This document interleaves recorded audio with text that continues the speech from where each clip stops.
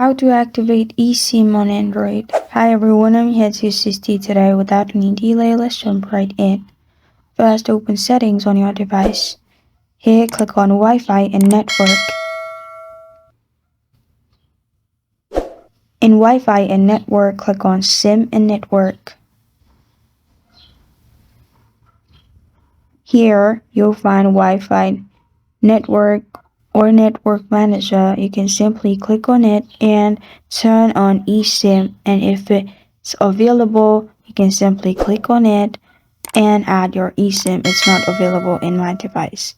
So what you can also do is open Chrome or any app and click on the search bar and search QR code scanner. Click on scan now and scan the QR code of the eSIM, as eSIM will be available in another phone. Scan from this and you'll get a link.